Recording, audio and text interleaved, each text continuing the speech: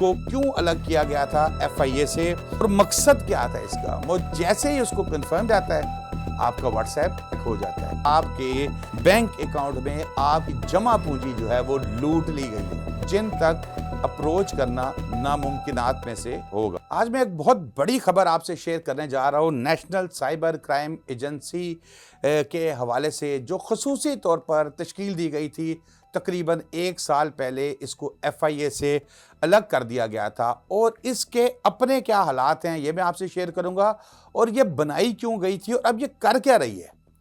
सबसे पहले मैं आपसे शेयर करता हूं कि ये महकमा बनाया क्यों गया था। नेशनल साइबर क्राइम एजेंसी जो है इसको क्यों अलग किया गया था FIA से और मकसद क्या था इसका। मौजूदा वज़ीर आज़म वज़ीर दाखिला ने ये सोचा कि बहुत सी वारदातें हो रही हैं जो आम लोगों के साथ, जो आप देखें सबा के फ़ोन से शुरू होके कि जी मैं अस्पताल में मौजूद हूँ, 10 रुपये 50 रुपये 1000 रुपये भेज दें से लेके अब ये कितना तरक्की कर गए हैं।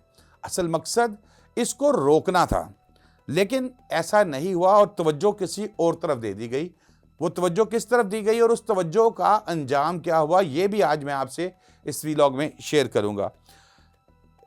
लोग लुट रहे हैं, लोग परेशान हैं, बेवा, यतीम, बेरोजगार, बुजुर्ग, उनकी जमा पूंजी को लूटा जा रहा है। एक मैसेज आता है व्हाट्सएप के ऊपर, इसको क्लिक करें, या आपको एक कॉल आती है कि आपका जो एक डॉक्यूमेंट है या आपका एक पार्सल है वो कहाँ डिलीवर करें। सादा लो इंसान आगे से कहता है मेरे घर कर दें, मेरे दफ्तर कर दें, मेरी दुकान पे कर दें। साथ ही कहा जाता है कि जी एक OPT नंबर, आपको एक नंबर आपके पास आ रहा है, ये शेयर करें ताकि हम कंफर्म कर दें कि इसको भेजना कहाँ पर है। जैसे ही उसको कंफर्म किया जाता है आपका व्हाट्सएप हैक हो जाता है। फिर आपसे मांगा जाता है, आपके रिश्तेदारों से जितने व्हाट्सएप पे नंबर होते हैं, 500, 1000, लाख, 2 लाख, 3 लाख।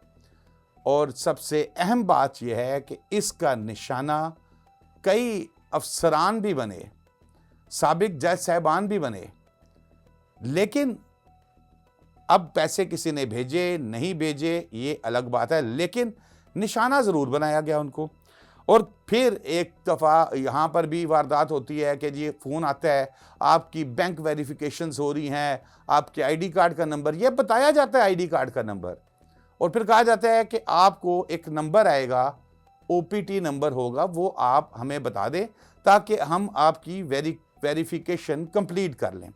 ये मैं आपको बता रहा हूँ कि साइबर क्राइम बनाया किस लिए गया था।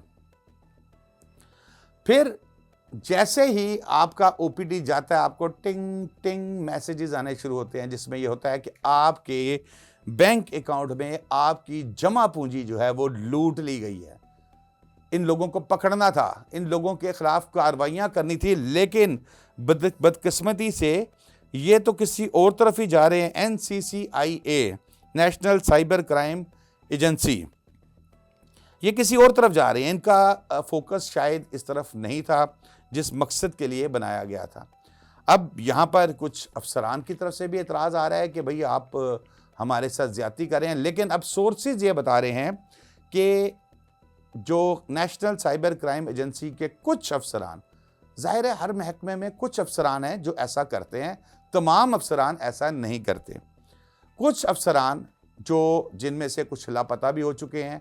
एक यहाँ पर बड़े एक अफसर थे जो मीडिया को बुला बुला के इंटरव्यूज़ दिया करते थे, उनका कोई पता नहीं है। एक इस्लामाबाद के अफसर थे, उनका कोई पता नहीं है। और पता ये लगता है कि वो जो डक्की भाई वाली इन्वेस्टिगेशंस हो रही थी, जो टिकटॉकर्स की इन्वेस्टिगेशंस हो रही थी, उसमें मुबैना तौर पर कुछ पैसों का मुतालबा किया गया, मुख्तलिफ इस तरह की बातें की जा रही हैं। सच या झूठ तो जाहिर है एक इंक्वायरी कंप्लीट होगी तो उसके बाद पता लगेगा। अभी तक ये बातें सामने आ रही हैं।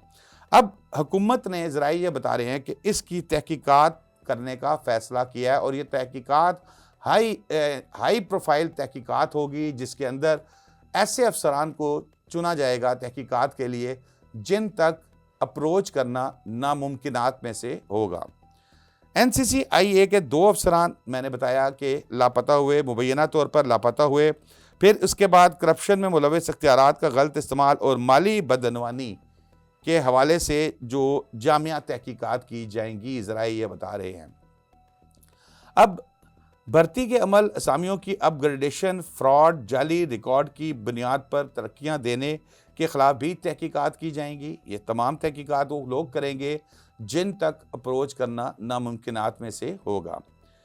इन अफसरान के ख़िलाफ़ साबका तमाम इंक्वायरीज़, फौजदारी केसेस को भी दोबारा तहकीकात खोली जाएंगी। मनी लॉन्ड्रिंग, गैर मुल्की दौरों, बैरून मुल्क रकूम की मुंतकली, डिजिटल फाइनेंस सरगर्मियों के हवाले से भी तहकीकात की जाएंगी। ज़राए के मुताबिक इंक्वायरी में इनके पास मुमकिन तौर पर क्रिप्टोकरेंसी और फिर बशमूल बिट्स और दीगर डिजिटल असासाजात जो हैं, इनकी भी जांच पड़ताल की जाएगी। हुकूमत चाहती है कि यह हसास नोयत की तहकीकात ऐसे अफसरान से कराई जाएँ जिनकी साख अच्छी हो। तहकीकात से ऐसे अफसरों से कराई जाए जो गैर जानिबदार हों, धौंस और किसी किस्म का दबाव बर्दाश्त कर सकें। और इस मरतबा तहकीकात करने वाले अफसरान वो होंगे जिन तक रसाई नामुमकिनात में से होगी। तो जनाब, ये वो स्टोरी थी जो मैं आपसे शेयर करना चाह रहा था। क्यों बनाया गया था साइबर क्राइम एजेंसी को, और अब किस किस्म की बातें सुनने में आ रही हैं। मैं फिर यहाँ पर आखिर में जाते जाते ये बात ज़रूर कहूँगा कि अभी तक ये तमाम इल्ज़ामात हैं, और जब तक ये इल्ज़ामात साबित नहीं होते हम किसी को गुनाहगार नहीं कह सकते। अगर तो इल्ज़ामात साबित हुए तो ज़ाहिर है कानून के मुताबिक उनके ख़िलाफ़ कार्रवाई की जाएगी। शादाब रियाज़ को इजाज़त दीजिए। अल्लाह हाफ़िज़।